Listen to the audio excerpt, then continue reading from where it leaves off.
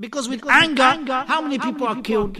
With anger, how many people's homes are destroyed? With anger, man, he divorces his wife, he says, I was angry. Who divorces his wife while he's happy?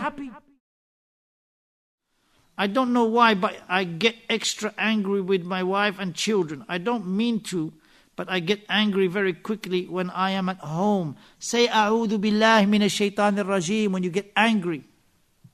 Do wudu. Extinguish that anger. Sit down. If you're still angry, lie down. Don't get angry. The Prophet said, La taghdab, la taghdab, la taghdab. Because with anger, how many people are killed? With anger, how many people's homes are destroyed? With anger, man, he divorces his wife, he says, I was angry. Who divorces his wife while he's happy? And he says, is it still valid? It's valid.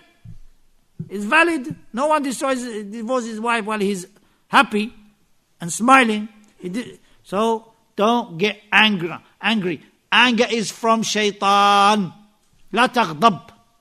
Shaitan comes through Ibn Adam by 3 ways. Anger, distress, and sorrow, distress.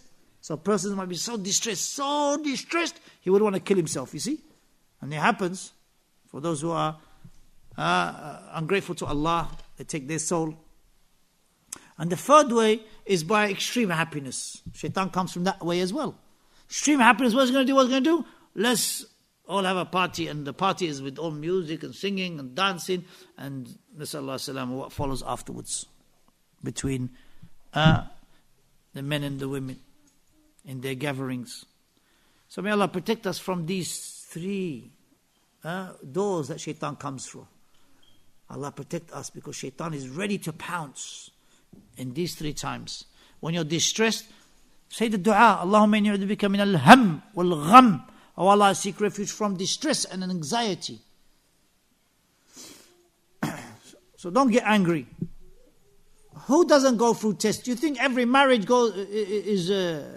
Every marriage goes through ups and downs. There's no marriage except it goes through ups and downs. But you have to be patient with your wife, just like your wife has to be patient with you. You have to be patient with your children. Yes, sometimes they make us upset and whatever. They do the wrong things. They don't listen to advice.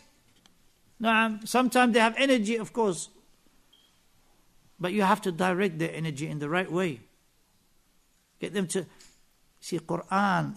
If you have Quran in the house, inshallah, shaitan will flee.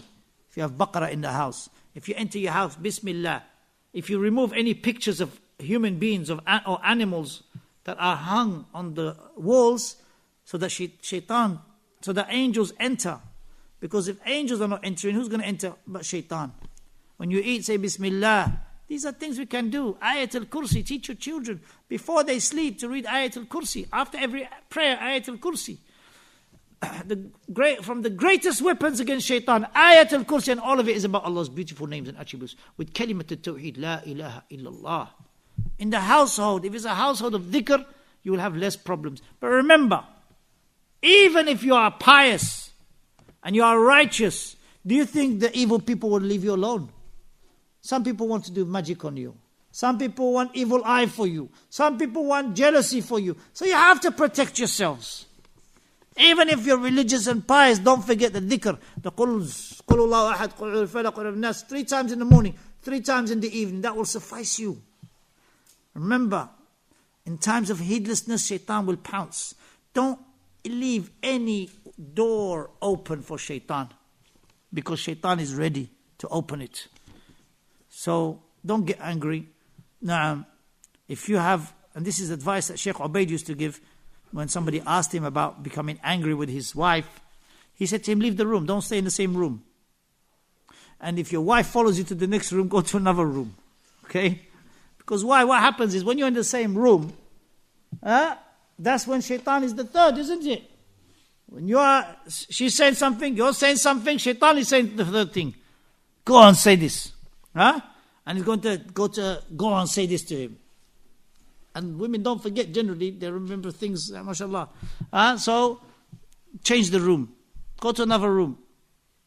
If the rooms, each time you go into a new room and your wife still go outside the house, After 1 minute, 2 minutes, mashallah, she'll call you and say, come back, where are you? Huh? This happens. So with the women, and there has to be wisdom. There has to be, let's go back down. Let's go back to remembering Allah. Let's go back to making a household that is a good household.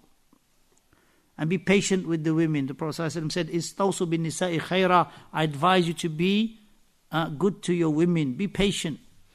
If you were to try to correct your wife straight away with anger and with force, you will break the rib, ya akhi. You will break it. Women are easy to please, easy to upset. So you have to be careful.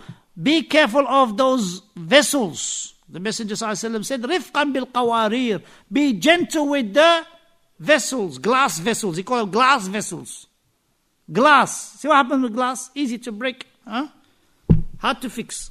So be easy and be, and subhanAllah, with your patience and with your du'as and with your reliance upon Allah, you can fix your marriage. And you will be, inshallah, the reason to keep your household together and so that the children can grow up with a father and mother in their household. Don't rush.